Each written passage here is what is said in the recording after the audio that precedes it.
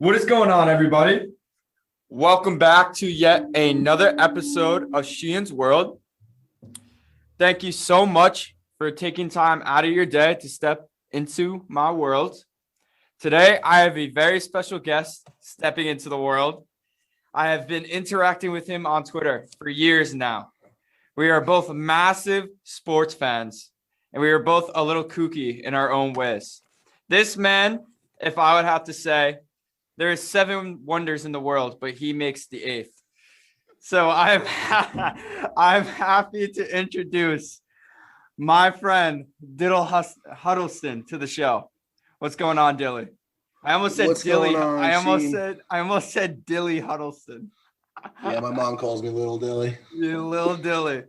So right. Dilly, what's going on? Nothing, man. I'm hanging out. I'm so happy that you came on the show. This is actually, you are the first returning guest to Sheehan's World. Not many. Not many people know that, but all the new listeners that listen to the show. Dilly was on here when I originally started the show, and it came out on a different feed and all that stuff. So now it's on a new feed, and now all these beautiful people are hearing you out. But Dilly, you know the ugly people are listening too. Yeah, it's 2021. We can't exclude anyone. So Dilly, to get into the show, you know how this goes, bro. Tell me where you're from and what you're currently doing in life. Sure. I actually grew up in a town about 45 minutes to an hour north of Boston in New Hampshire called Bow. Shout out the BOW. And then I went to college to play football in Arkansas. Sorry if anyone's from Arkansas, just your state is horrible. Had to get out of there. I then transferred to Coastal Carolina, did my thing out there. And then I was working in Myrtle Beach, which, as you can imagine, had its ups and downs, but Myrtle Beach is great. Had the best job I ever had my entire life there, but just wanted to change, and then moved over to Nashville, and now I'm free agent for the first time in my life, living it up. Damn. How's that feel to be a free agent? It's nice, man. I've been doing interviews left and right, and I'm blessed in a position where I don't have to take a job I hate ever again, which is just absolutely a blessing, and I'm not going to do it. If things get nitty gritty, I'll go take something, but I'm in absolutely no rush. There might be something in the works. Might be something a little bit back in the works, moving back to Myrtle, actually, which would be one of my absolute dream job of mine. Which I'm not going to get too much into details, but hey, that would be sick. If you do, congrats, bro. I hope you do. Thank you. No, hey, we'll figure it out. Hey, that's how life goes. We figure it out, right? But that's right. I gotta ask you to start this out. And to get into our bullshitting here. What did it feel like seeing Tom Brady win his 7th Super Bowl, not in a New England Patriots jersey? So, as you know, we both have a lot of mutual friends, and we're obviously from New England, have a ton of New England friends. Yes. I only know one singular person who's actually his parents are season ticket holders of the Patriots, who was not rooting tooth and nail for Tom Brady this entire season.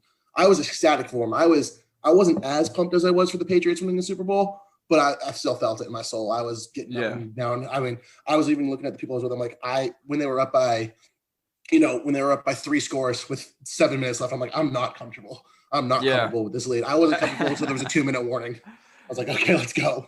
I was pumped. I was absolutely ecstatic for him. And I want Brady and the Bucs to win every single game until they play the Patriots next year.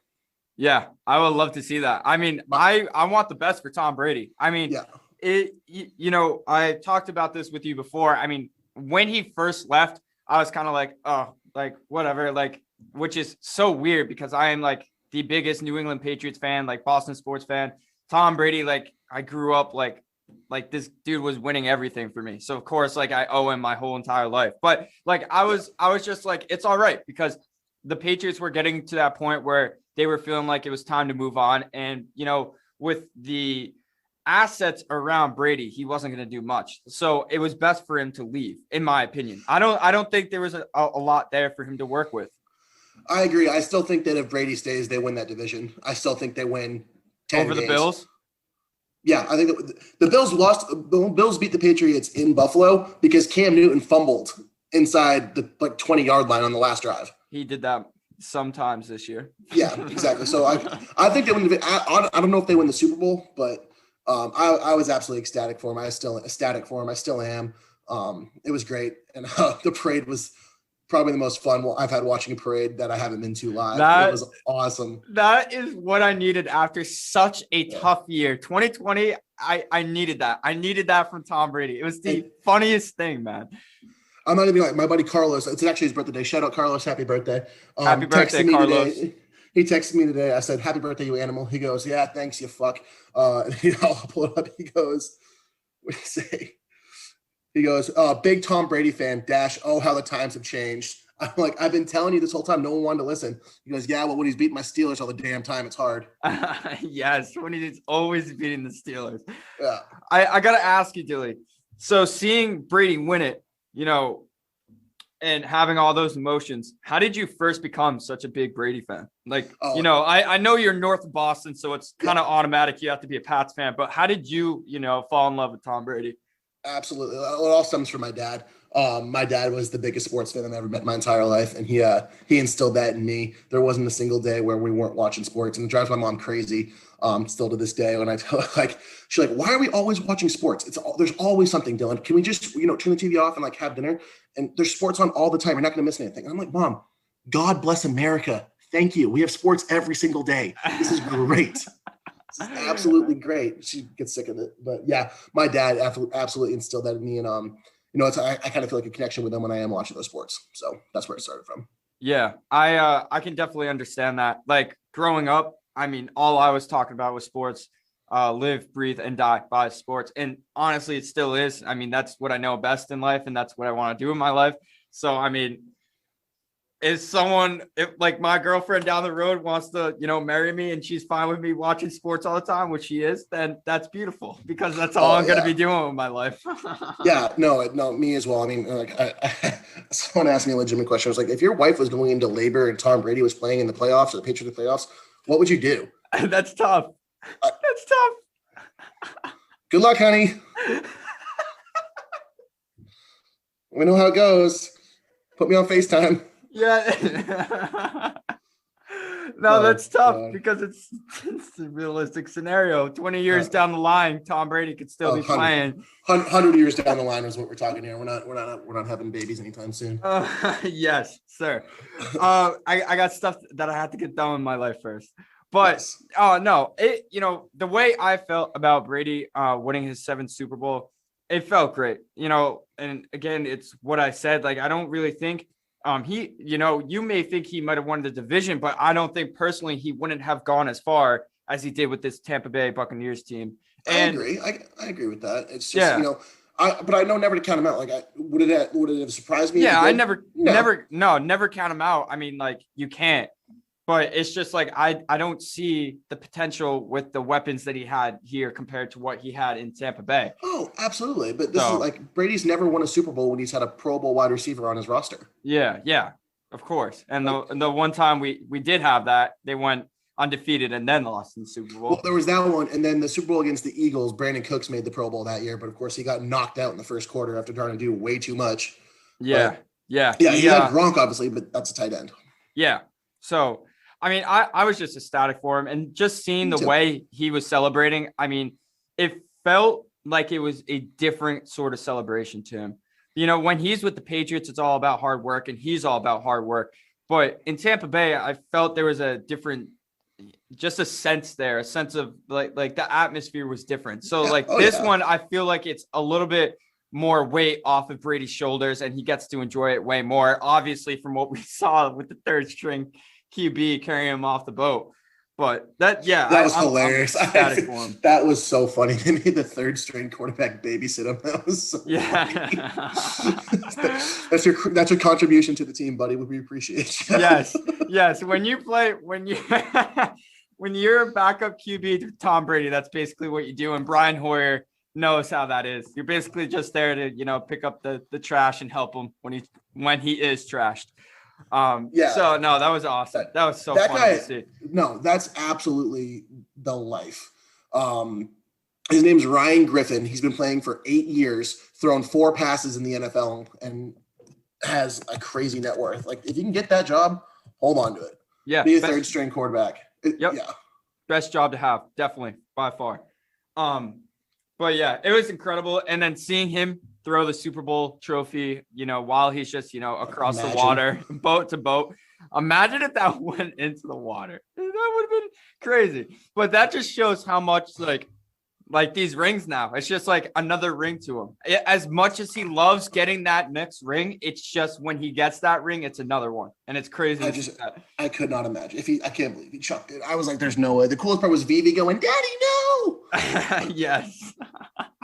I love it. I love Tom Brady, man. He makes sports so great. They actually, all right. So talking about Tom Brady, it's undeniable at this point that he's the greatest of all time. Like, do you believe that? That debate was over when he beat the Seahawks and won his fourth against the greatest defense we've seen in a modern era. That debate was over then, and then it just every single year after it just solidifies it. Like that debate's completely over. Even if Brady throws 100 interceptions next year, goes 0-16, he's still the greatest of all time, and it's not close. Yeah, right.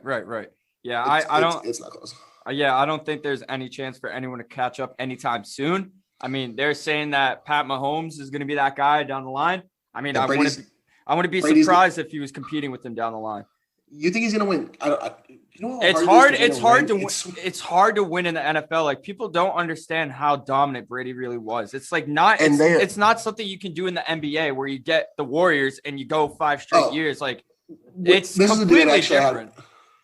This is a debate with someone I had the other day. It's like they were talking to me like LeBron's a way more person. It is significantly harder to win a championship in the NFL than it is in the NBA. Yep. Better if you have to like win every single game in the NFL. The NBA, the better team usually wins. You have 7 games to prove it. NFL, that team can catch lightning. The Philadelphia Eagles being the Patriots in Super Bowl 52, they caught lightning in a bottle. Absolute lightning in a bottle. If that was a 7-game series, Patriots blow them out.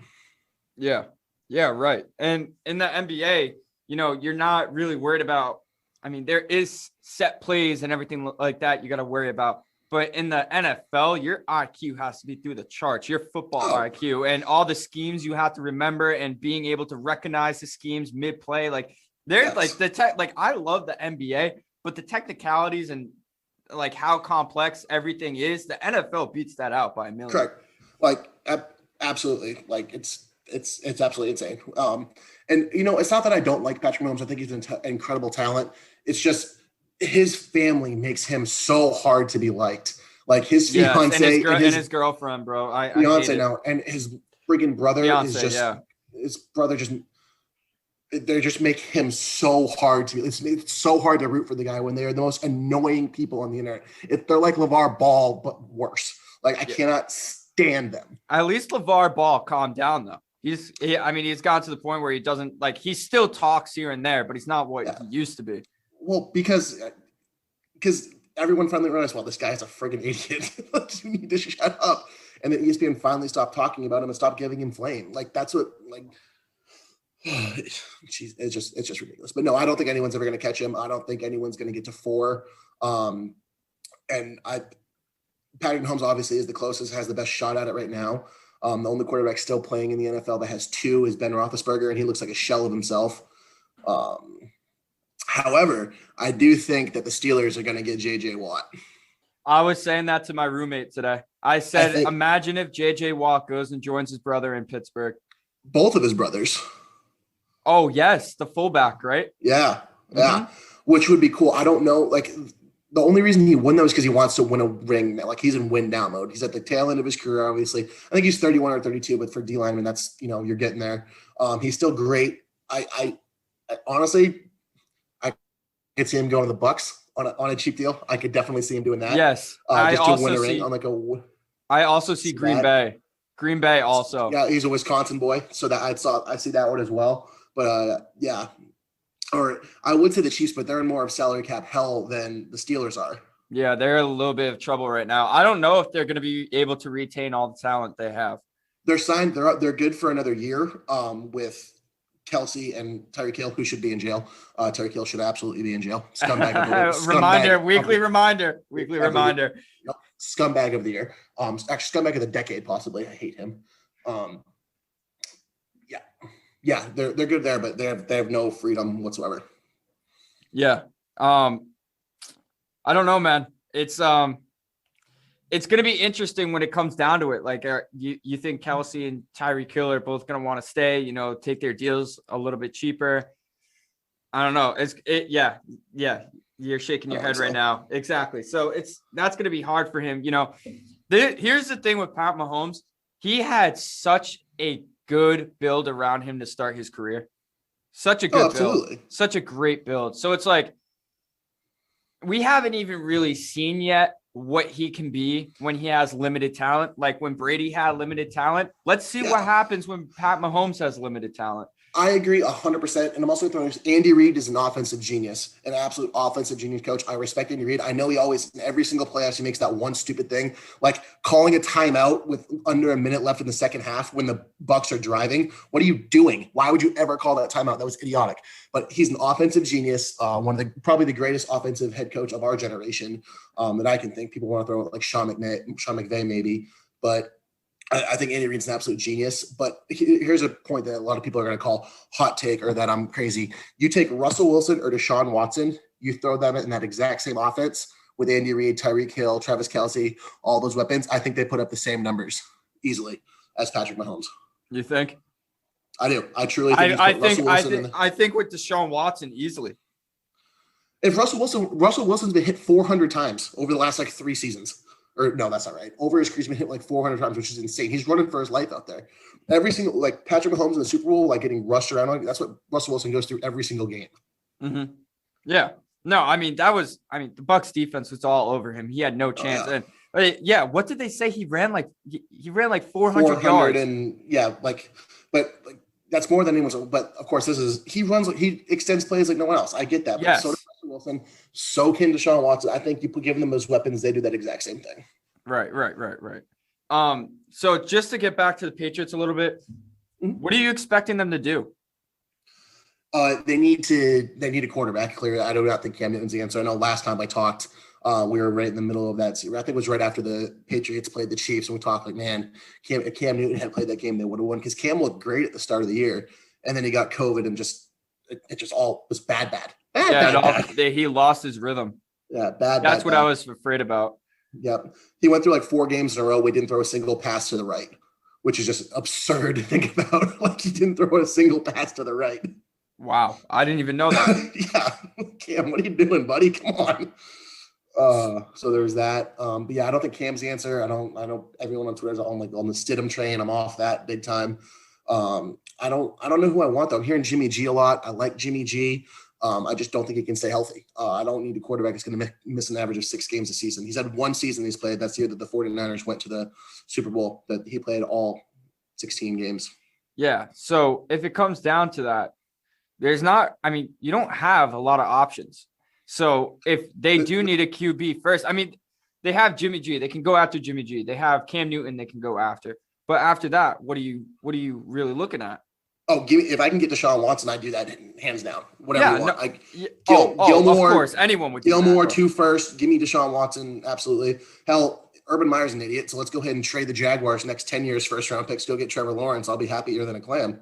I would do anything to get either Trevor Lawrence or Deshaun Watson. I really would. Yeah, and I would give up Gilmore for Deshaun Watson. Because that's what it's going to take. That's what it will take. And what is Gilmore at now? He's what? How old is he? Third. I don't know. He's check that up real quick because once he gets to that point in his career, he's starting to leave his prime. Get rid of him at that moment. If you could give up Gilmore 30. now. Yeah, he's 31 next year. Holy crap. How old do you think Jalen Ramsey is? Jalen Ramsey is 25. Yeah, he's 26. I thought he was older than that. But yeah, Gilmore's great. That's a South Carolina boy. Them boys built different. They are built different. South Carolina boys are built different, bro. But would you? So you understand what I'm saying, though. There's going to be a point in time where Gilmore is going to start slowing down. He won't be able to cover as well. And what Bill has done, the greatest thing Bill's done is always traded a player 1 year too early rather than a year too late, which has been great. Seymour was a prime example of it. Also, Seymour should be in the Hall of Fame. I'm sick of this. Put Richard Seymour in the friggin' Hall of Fame. Stop it. So yeah, I can 100% see. I definitely think he's played his last game for the Patriots. I think he's getting traded this offseason for sure, or before the game starts. Well, yeah, because what had happened during the season too was he had actually put his house on the market. Yeah. So at the trade deadline, everyone thought he was going to get traded. Yeah. But never happened. And they didn't, which is fine. So yeah, if you can give up Gilmore, 2 firsts and a second for, Watson and something. Yeah, absolutely. Yeah, I think any team would be stupid not to go to the extent to try and get Deshaun Watson. Absolutely. Yeah, Absolutely. I think he is a franchise QB. I think he wins you multiple Super Bowls. I think the Houston Texans are the dumbest organization in football. And literally so dumb. Even I know JJ Watt asked for his release. He got it. He's free. Yeah, no, he got released now, but you couldn't have even made something work with him. He gave so much to that organization to the point he couldn't even go to them and be like, hey, let's work out a trade so you guys get something back. He just asked to get let go. In the last 5 years, there's 3 major sports teams in Houston. You got the Astros, the Texans, and the Rockets. Okay, you have James Harden, you have Bregman, you have Altuve. All those guys. The Astros won a World Series. I say that in quotation marks. And the Rockets were contenders with James Harden for years. The Texans won 3 playoff games that entire franchising. JJ Watt was still the face of Houston sports. Yep. On the least successful team in that city. He was the face of Houston sports, and you just had to let him go. Absolute disaster going on over there. Absolute disaster. Yep, absolute disaster is right. Dumpster fire. It's honestly embarrassing. It's not that hard to build around Deshaun Watson. It's literally not. Give him a good wide receiver. Give him a good back so you don't have to throw all the time and build the offensive line. They did that. I mean, they did that. Well, they fell short. I don't think it was. I mean, remember they had DeAndre Hopkins and Arian Foster. Yeah, but then DeAndre Hopkins, look what happened with that. He got the hell out of there too. No, Bill O'Brien traded him for a 2nd-round pick and a washing machine. That was just Bill O'Brien being a dumbass. No, but Bill O'Brien, oh my God, Hopkins. Bill O'Brien and Hopkins did in fact get in an argument before that, though. Did they not? Yeah. I mean, I don't know the details. I wasn't in there. Oh, I thought they had gone in some sort of argument, and that was the end for D-Hop, and he wanted to get the hell out of there. I don't know. Maybe I had just misunderstood what had happened, but let's move on. Lamar Miller was the running back, not Arian Foster. I don't know where I picked that. Lamar Miller was. Yes, Lamar Miller. Yeah. I just think they could do a better job with building around Deshaun Watson. Obviously, it's a joke going on there. Obviously, something needs to happen because I mean, he wants to leave now, and they won't even trade him. So this is the first time I'm seeing a superstar player getting rejected to get traded when he wants to get the hell out of there. Well, recently. They just hired David Culley as their head coach. That's got to be the worst job in sports right now. That's got to be the worst head coaching job in sports right now. Yeah, so much shit going on there. Such a dumpster fire. But I want to move on a bit, get away from football. Cool. Let's talk a little bit of Celtics because I know you wanted to get into that. Yes. So, tell me. I love this team. I really, really, really do love this team. I would die for this team. My favorite team. I need them to find the clutch gene somewhere in their system. They just need to find the clutch gene and figure out. I don't know where it is. I don't know if you have to go sell your soul to, somebody. I just need them to find the clutch gene because them blowing these huge leads in the fourth quarter is going to give me a heart attack. I have chest pains and I've tested negative for COVID. It's the Celtics. It's the Boston Celtics. Whatever drugs or whatever the Bruins started doing to be very good in the third period and overtime this year, they need to go figure out what the hell that is. Yes. Because it's killing me. It's literally killing my soul. And this isn't something new, to be honest with you. This has been a consistent problem for years now. And why is it that when the Celtics have 20-point leads going into the second half or even the fourth quarter, why the hell is it that they could not just close out games? And, and real quick before you say anything, you really do look at the players, right? You have to look at how the players are playing and all that stuff. But at points, you do have to criticize Brad Stevens. Some of the rotations, he tries to experiment at some of these games. Dude, stop experimenting. Stop putting rotations out there that aren't working. Why don't you just leave what is working and close out the game? You don't have to leave the starters in there. You don't have to leave the starters in there, but get a rotation that is consistent because this guy cannot find a consistent rotation. No, I agree. And that's what the regular season is for. The Celtics can get into the playoffs and they should. I mean, it's for me this year, it's NBA finals or bust. Like I'm sick of these Eastern Conference finals. Yeah. Like losses. And there's only last year was the only one where they should have won. Last year was the only one where they were probably favored going into it. Every other year that they made the Eastern Conference, they've had to deal with LeBron and like, hello, it's friggin' LeBron. So it's like facing Brady in the AFC Championship game. You're probably going to lose because you're facing Brady. Right.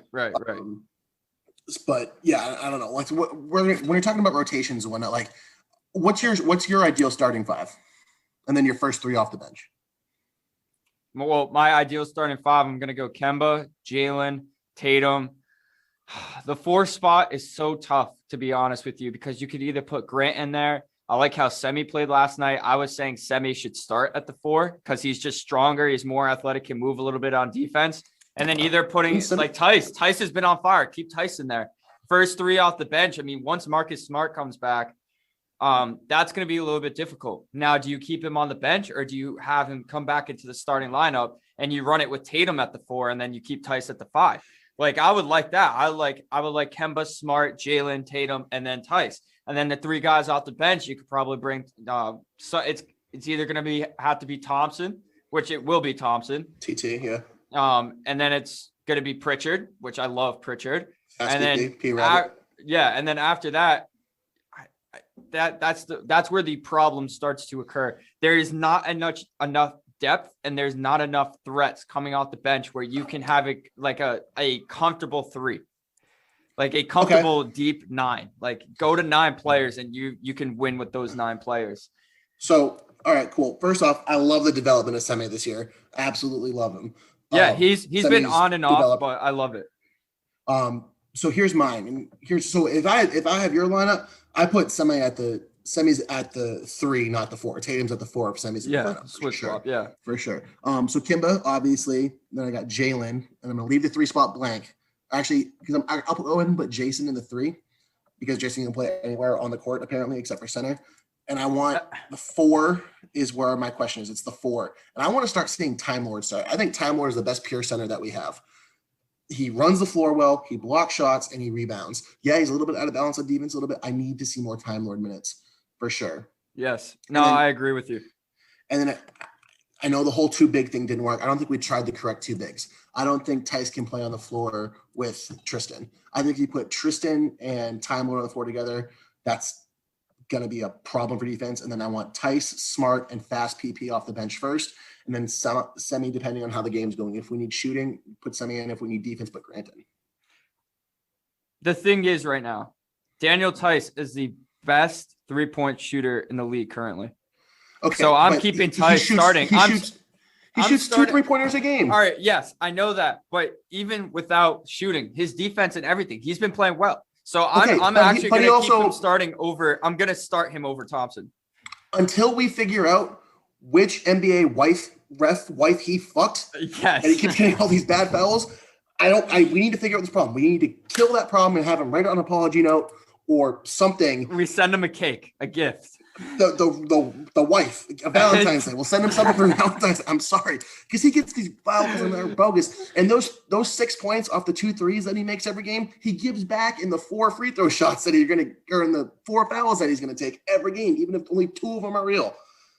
Last night, or was it last night they played or 2 nights ago? It was last night. I think that was the best all-around game I've seen Tice play. He was blocking shots. He was running the floor well. He was rebounding the basketball. But he was great. I like I say, he's not my starting center. No, I can see that. I can understand why. And because of the ref issue, I could see why you would want to bring him off the bench. Makes so much sense. I don't understand what the deal is with the refs and Daniel Tice. This guy will get called. Hands will be straight up and he won't move and he's still getting called for something. Like he'll get punched in the face. Yeah. He'll get punched in the face and they'll call a technical on Tice. Like, what are we doing? This man needs help.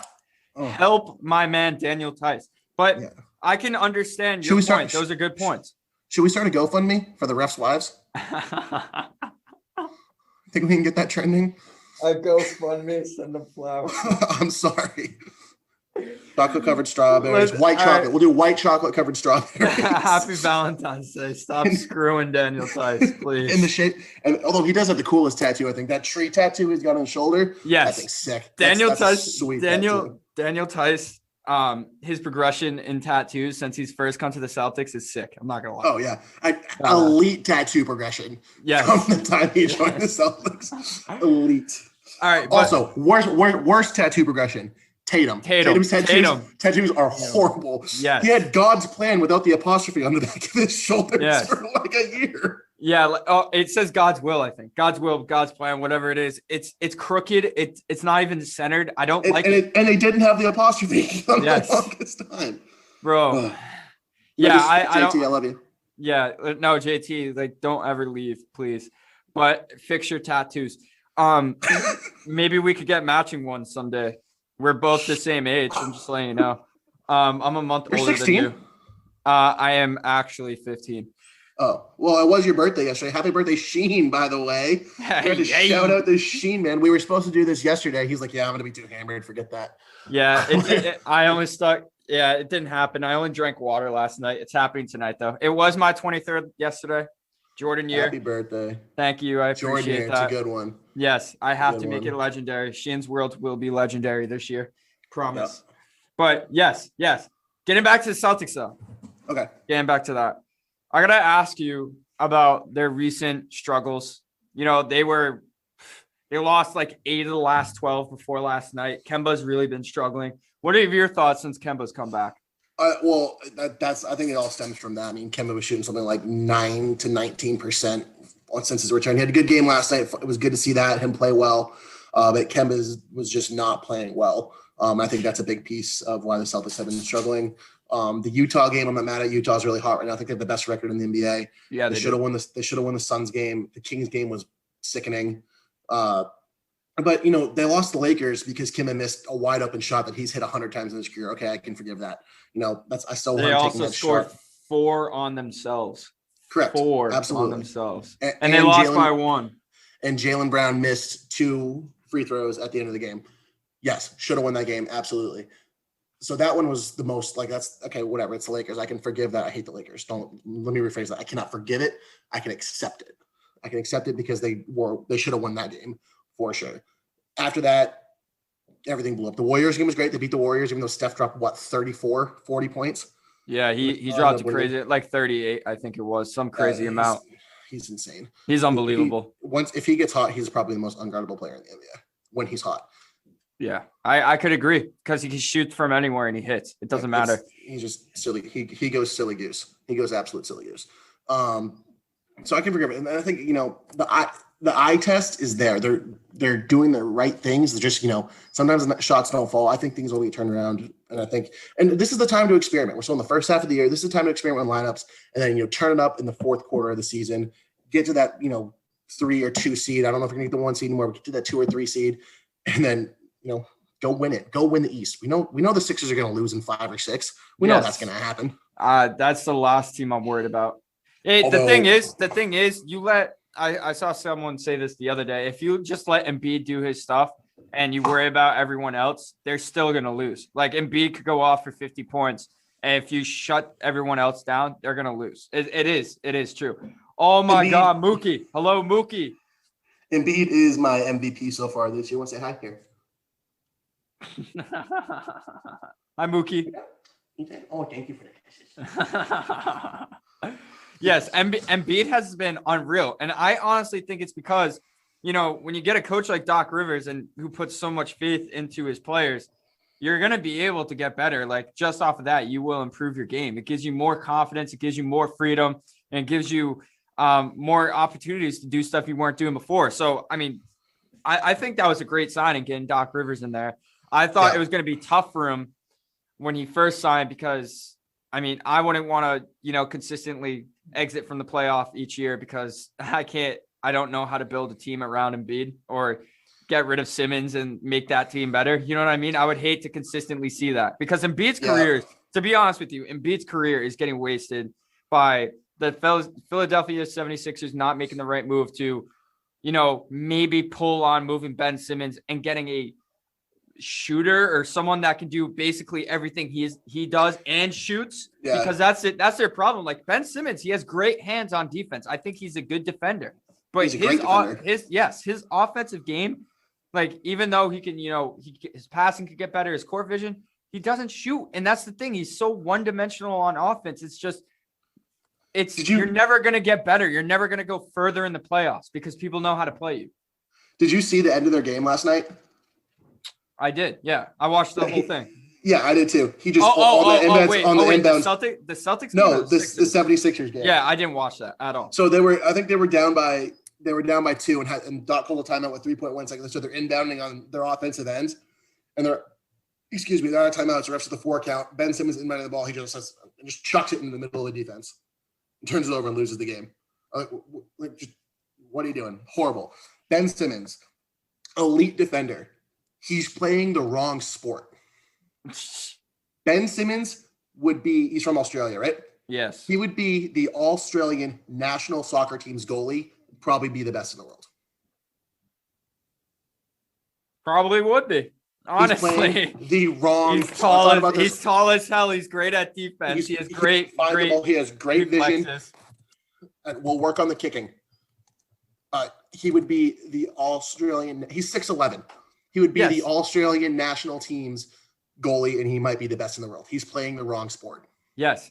No, I completely agree with that. I think he would be a great soccer goalie. He would be. Ben Simmons, if you're hearing this, you're playing the wrong sport. You're playing the wrong sport, dude. Dilly is saying it best right now. Ben Simmons just got to leave basketball.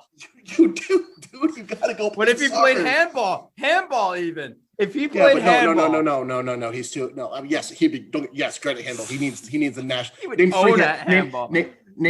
Name 3 professional handball players in the world, any country. I can't because I don't know handball. Okay, Ben Simmons is good enough an athlete to play one of the 5 major sports in the world and be recognized for it. He would be the best goalie in the world. All right, I respect that. That's a hot take, and we need to see that happen one day. I don't think it is. I don't even think it's that hot of a take. I think it's just an accurate take. It's the take. You can only win the Rookie of the Year 3 years in a row. Go play another sport. All right. Now, Embiid is an absolute elite right now. He's unguardable. Embiid's biggest problem is he's going to miss at least 20 games a year. Yes. He's going to miss 20 games a year, and he's going to get gassed. He's going to get gassed. It's like, I think he was averaging like 30 in the playoffs last year, but in the fourth quarter, he was. Yeah, because he was the one doing everything. Yeah. That's why. That's what I'm saying. They're not going to be able to be successful if they keep allowing Ben Simmons to be on their team. I understand all the things good about Ben Simmons, but the guy has been averaging the same amount of points for his whole career. Each year, he has to improve. He's taller Marcus Smart. That's what he is. Marcus Smart can shoot though. Sometimes Marcus. How many? All right. How many times has Ben Simmons shot threes in his career? How many times has Marcus Smart shot threes? Okay, but they're averaging the same amount of points, is what I'm saying. All right. Yeah. Well, Marcus Smart is also the 4th scorer, and Ben Simmons is supposed to be the 2nd best player on the team. I don't think Ben Simmons is the 3rd option right now when you got Seth Curry shooting 50-50 and 100% from free throw. He's got 50% field, 50% from 3, and shooting 100 free throw right now, which would be literally never been done before. See, the thing is, if you just kept Seth Curry and then got rid of Ben Simmons or just had him play the 4, just have him play the 4. Well, and you know why? You know why the Sixers have been so successful now? Because Tobias Harris made a jump. He's been having the best year of his career, and I'm not happy about it. I don't like it at all. He's playing well. Tobias, chill. Calm down. I'm sick of it. He can but I'm not worried about that though. He can play that well. I'm still not worried about that team. If you watch those games and still seriously think or even consider that the 76ers still would have beaten them when the Celtics had Tatum, you need to seek help. Those games were close up until the end. There was one game, you could blame maybe the Celtics weren't too aggressive to the rim, but how's it the other team finished with 25 more free throws? The game after that, it was still a close game. If Jason Tatum was in those games, those are wins for both the Celtics teams. And I agree 100%. This happens every year. Not every year. They've been swapping whatever that stuff the word is. One season you'll see the Sixers completely dominating the regular season series. Next year, you'll see the Celtics. This year, you'll see the Sixers. You know what I mean? It swaps every year, except for last year, too. The 76ers own that series, too. But then they got swept. It doesn't matter. They could sweep us 4-0 in the regular season. When it comes to playoff time, they will not be able to hang with the Boston Celtics. There is no shot. They don't have the talent. They won't keep up. I agree. Except the biggest factor right now is Doc Rivers isn't going to make the same stupid mistakes. No. Yes, I understand. Doc Rivers is not Brett Brown. It's two completely different coaches. Doc has been in the finals. He's finals MVP finals coach.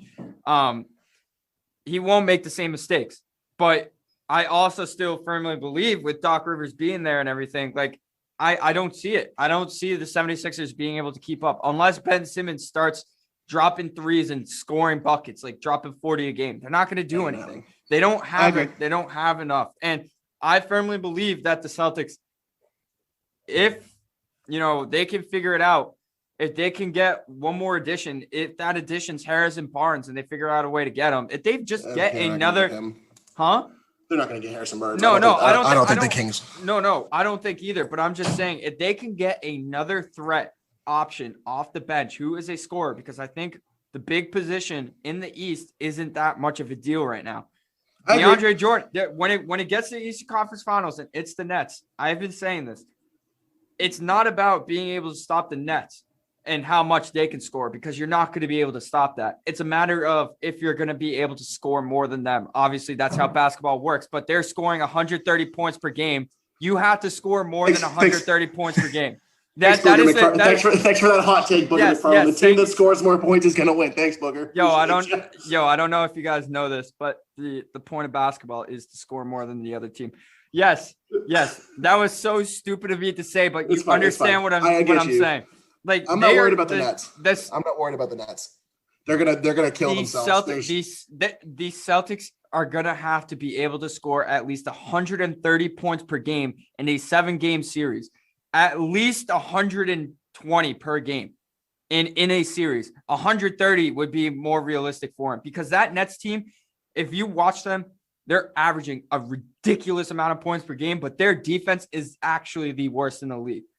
But I'm saying this because you're just going to have to outscore them. Just take advantage of the defense. Their defense will get better by the playoffs, by the way. Once DeAndre Jordan gets into his form, they will be better. So it's about scoring more than them, obviously. Yes, I agree. The problem, again, I think the Nets are going to implode on themselves. There's too much personality. There's too much of Kyrie might just go missing for a week again. We just don't know. He might just disappear. Their success is based off of Kyrie Irving. Really is. How's Harden going to start? Hard's going to say that's why Harden's not successful in the playoffs. Well, they were one game away that 1 year, but the refs aren't going to be giving him all those calls that he gets all in the regular season. When he travels on a step back and then steps into somebody, shoots a 3 or foul, he doesn't get those calls in the playoffs. That's why it's not successful. It's not sustainable basketball. Right. And the way he plays his play style just doesn't work. It is a team sport. You need to use your teammates. You need to rely on your teammates. And Greeny, I know you like him. Greeny, if you're listening to this, I know you're a big James Harden guy. I know you went to Arizona State with him. I hate him. Greeny likes Harden. I didn't even know that. They went to Arizona State at the same time. Well, yeah, that makes sense actually, because of his age and stuff. But he wanted him on the Celtics, because I didn't even know that. He didn't publicly say that because he knew there was no realistic way that it would happen. Okay, yeah, it makes sense. Definitely makes sense. Yeah, I'm so happy that didn't happen. Never. Me too. Me too. But yeah, again, Celtics, they're gonna have to score 130 against the Nets when it comes playoff time and they meet. Their defense will improve. The Celtics, I just honestly think they need to get another threat and they'll be good. I think their bigs are gonna come around. Bummer about the Jeff Teague experiment, huh? Wow. Yeah, just a little bit. Brad Stevens and Jeff Teague have known each other for ever. I did not know that. Yeah, Jeff Teague has actually told the story how Brad Stevens basically saved his life or turned his life around back in high school. So I think that's one of the reasons why Brad Stevens brought him in. He saw Jenny Ainge. He saw he's a vet, backup point guard, and probably could bring something to this team. Maybe wisdom wise he could, but playing, I just don't want him to play for this team at all.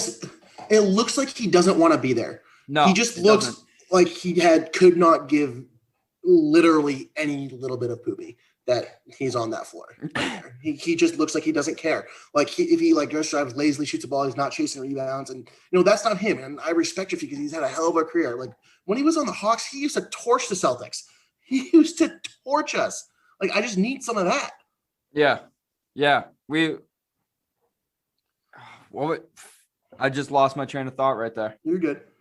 I just lost my train of thought. Who were we just discussing? I was trying to keep up with the time. Yes, Jeff Teague. I'm sorry. We can edit that. We can edit that. Yeah, that's fine. Yeah, Jeff Teague. I mean, the guy literally has tunnel vision.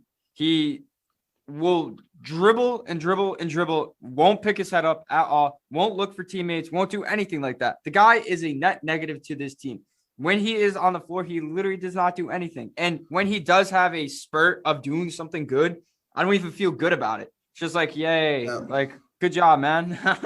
And the other thing that makes it so like difficult is how awesome is it watching Peyton Pritchard play basketball? It's just so much fun watching him play basketball. So much fun. And I actually, on my other podcast, I was talking about this with Dante on the Chasing Banners podcast. Check that out.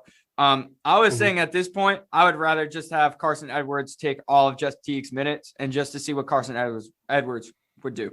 Like, what is the point in still leaving Jeff Teague in there? Might as well just throw Carson Edwards in there and see what he does. Because at this point, that's a better option. Honestly. Yep.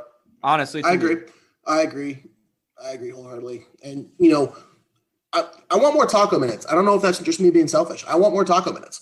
I would like to see a little bit more too. What's wrong with giving him 7 minutes a game? Like he's got a crazy plus rating when he's in the game. Like give him some minutes. What's the worst that can happen? Yeah, I agree with you. I've been thinking that all along too. I think at this point, I don't think he is a big that's going to give you a lot of consistent minutes. But at the moment, I think giving him a chance, why the hell not? I think he can do something for this team. Let's say that they're already in the bonus and we have a bunch of fouls. Throw him in there. I don't care if he misses the free throws. Let's just get other people involved. You can't stop him without fouling. If he gets him on the paint, the only way you're going to stop him is by fouling him. Right. Let him put 2 or 3 up on the other team. Right. I know he can't run. I know he's a gazelle. I know he can't shoot free throws, but he can block shots, and he's a lot of fun to watch. Yes, the hell he can. He can swat the hell out of shots. And that's the reason why I would put him into games, just to clog up the middle. I mean, who's going to be able to stop that? If you clog up the middle and you stop all the shooters, good luck. I agree 100%. And you can't play small. Like, you can't just say, oh, screw it, let's throw 5 guards on there because who's going to guard him down low? Here you go.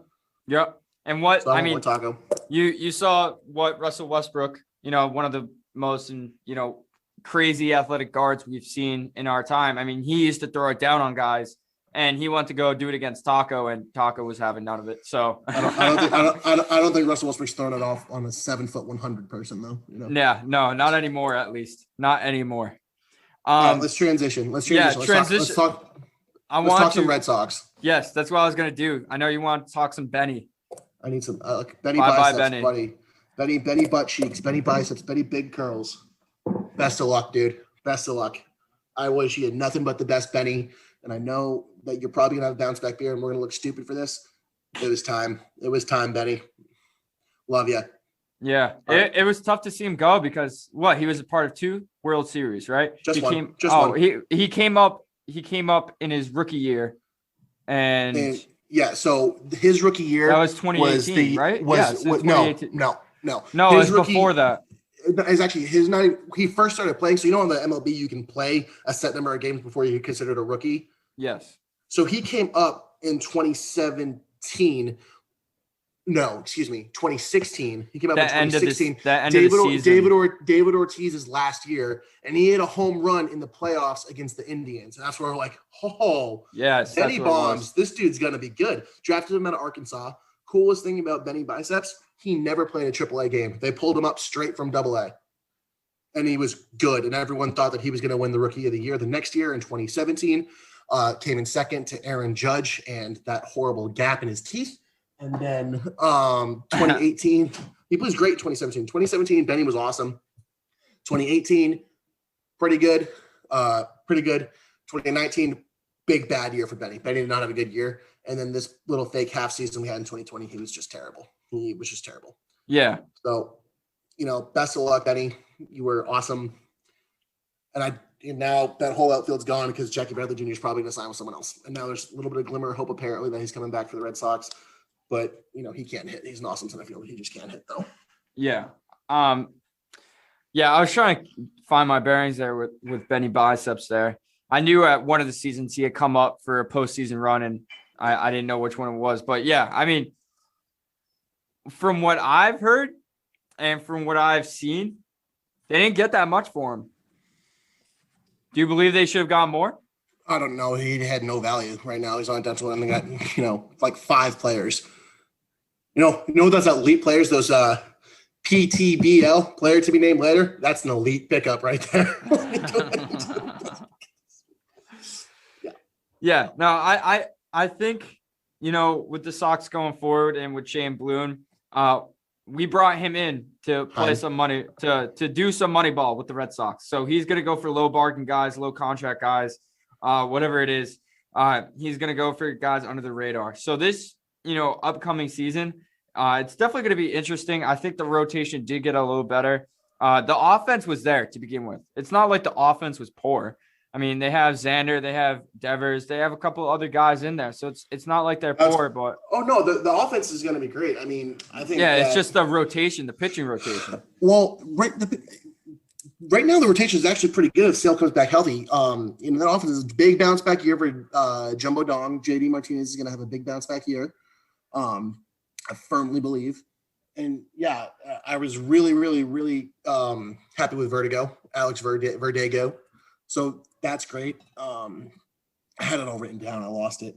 The kid. I love that Kike. I love the Kike signing. Kike, yep. And they just signed that dude from Houston who can also play every position in the book. Gonzalez, what's his face? Ooh, he can play everywhere. And then they got Perez back. Yeah. So the rotation's actually kind of nice. When Sale comes back, you got Sale. You got Eddie Aces, Eddie Rodriguez, Eovaldi is Perez, and you got and then that kid that came up that was nasty. Their rotation's Hauk. Yeah, Hauk could be nice. I mean, this rotation could be nice. Yeah. I mean, I don't think they are very far away from having a good team. Like, not, doing what they did last year. Obviously, during the COVID season, it was going to be difficult. But I don't think they're that far away. I think their offense was sick. I think they just needed to really just retool the pitching rotation to get back to where they were. So, yeah, they got Eovaldi, Rodriguez, Garrett Richards, Perez, Nick Pivetta, and then you got Sale coming back, which is going to be nice. Oh, they're going to be like Tanner Houck, Michael Chavis hits freaking moon bombs when he plays. Yes. They got Devers, Bogarts, Verdugo, Martinez, Christian Vasquez, Bobby Dalvacs are going to be first baseman. He's going to be nice. Bobby, yes. Look, 2022 World Series champion Boston Red Sox. 2022. You believe so? 2022. And you know who's going to be playing second base for us? Jeter Downs, 2022. Yes, Jeter Downs. Yes. 2022. He will be making his way through the organization and coming up with the new Woo Sox, the Worcester Red Sox. Yes. Shout out Woo Sox, RIP Paw Sox. It's going to be the biggest slap in the face to Yankee fans because he's literally named after Derek Jeter. I love it. I didn't even know he was named after Jeter. Sure was. Yeah. Love that. That's great. Yeah, of course. And of course, the Dodgers are going to win, 2020 and 2021. Actually, the Dodgers might win the next 5 World Series. Yeah, they're so stacked. They're stacked. Getting Trevor Bauer is just so not fair. Yeah, it's just not fair. And it's crazy because at first they were only saying that the Mets were the only team to reach out to him and offer him a deal. And then the Dodgers came out of nowhere and just swooped in and took him. Upsetting. Well, he has to get shot in the paint with a paintball gun in the dick because he said his friend bet him that he would never sign more than a 1-year contract. So he's got a player option to leave. So he might just do the Dodgers for 1 year and then go. I don't know. Wait, what? Ever heard this? Yeah, no. Trevor Bauer's buddy said bet him Trevor Bauer lost a bet. So now if he ever signs more than a 1-year contract, he has to get shot in the dick with a paintball gun. What? You never heard this? I did not know that. I Yeah, actually did not know that. That is a legitimate. Wow, I must have been living under a rock. I gotta Google Trevor Bauer paintball to the dick. I didn't know that. So that's interesting. So you're telling me this guy just is gonna sign 1-year deals with team and then he could just leave. That's unbelievable. There you go. I'm gonna send it to you on Twitter so you can read the article. Yeah, I'm gonna read it later for sure. Yeah, that's absolutely. unbelievable. But to transition a little bit because we are getting towards the end of the show, just the running time. Let's talk Bruins real quick, and then we'll cut it off right there because I know you wanted to talk Bruins also. Yep. Absolutely. I haven't really watched them that much this year. So give me some thoughts on the Bruins so far. Last year, the Bruins could not buy a overtime win. They couldn't do it. It just was not possible for them to do it. They are 9-1 right now. They are hot right now. I think they had the second most points in the NHL, and they've discovered how to play really well in the third period and overtime. They've won 4 games in a row. They are just hot right now. The Maple Leafs also good. They're 11-2. Golden Knights 11-8, which is that's wrong. The Leafs are 11-2. The Knights are 8-2. Bruins 9-1. 2 overtime losses, however, but that's you still get 1 point for that. And then the Lightning are 9-2. I actually went to a Predators game versus the Lightning on Tuesday night, and the Lightning just looked really fast. Lightning are going to be really, really good again, and it's all because Tom Brady decided to move to Tampa and bring the winning with him. Yep, so. The Rays almost won. The Lightning won. Yep. The Bucks won. Hate to see it. You hate to see it.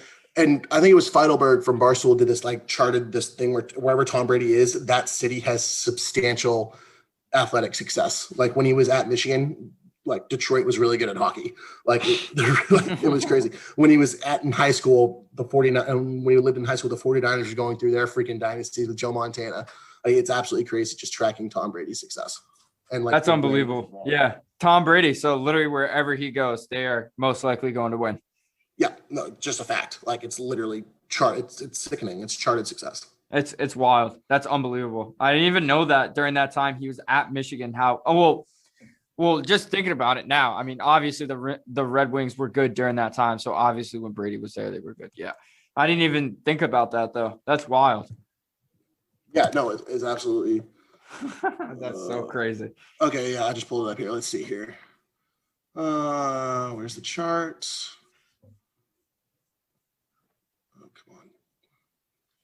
Bring up the chart. All right, is this the chart showing that all the places he's been to and they won? Yeah, and he did it back in October, I think it was. Oh, so while I have this moment in time and while you're searching that up, I am going to shout out a couple people real quick before we get to the end of the show. First, shout out 009 for doing my intro beat. You were fire with that. He actually just gave me a new intro beat. It will be on this new episode, and I'm so hype for it. It is such a good beat. So that's going to be my new beat. Thank you so much, 009, per usual. Fire. And then also I want to shout out a brand, LDVD brand. They are a lifestyle brand. They have some nice sweatshirts coming out, some nice clothing brand. I love it. I'm probably going to have a shirt soon, and you'll be seeing me rock it on here. So look up LDVD brand on Instagram and check out what they are offering. But yes, let's continue right now. Okay, so I got this from Feidelberg. He 100% put this on Barstool on October 20th, 2020. Okay, from 1977 to 1994, San Francisco, 49ers drafted Joe Montana, won 5 Super Bowls, and the A's won a World Series. When he was in Detroit at college, or Ann Arbor, Michigan, the Red Wings won 3 Stanley Cups, another conference championship, and Michigan won a national championship. Brady wasn't the starting quarterback, however. And then obviously you can go through all the Boston success. You got 6 Super Bowls while he was here, a NBA championship, a Stanley Cup, and 4 World Series. Absolutely silly goose. And then he goes to Tampa. You have the Rays winning a conference championship, the Lightning literally winning the NBA title, and then the Buccaneers. He's a witch. He's absolutely no. He's not a witch. Let me rephrase it. He's Jesus's cousin, and we are all blessed to be able to watch him play sports. Yes, we are blessed to be able to see him walk in our presence. It is honestly astonishing. Growing up in the Tom Brady era in Boston sports and everything like that, it was an unbelievable ride. Like honestly, like throughout my whole childhood, all we did was win. It was crazy. Yeah, definitely missing that considering our Pats are down. The Sox had a bad year. The Celtics always break my heart, and the Bruins, you just never know. Yep. It's just that's how it goes. That's how it is. It is. It truly is. That's all I got. You got anything else? No, that's all I got. I was actually just about to start closing out the show. So Thank you so much, Dilly, for stepping into my world for a second time. The first one to do it. So that is a nice little cookie right there. I will send your way. But I love cookies. Yes, I'll give you chocolate chip if you'd like. Send me oatmeal raisin. We're done. All right, cool. But thank you so much for stepping into my world, Dilly. I really appreciate it. I think this is a great episode, and you bring so much energy. So when people listen to this, they're gonna love it. So thank you so much for hopping on. Oh, yeah. And for everyone that listened and stepped into my world today, thank you so much for doing that. I hope to have you step into my world next time. And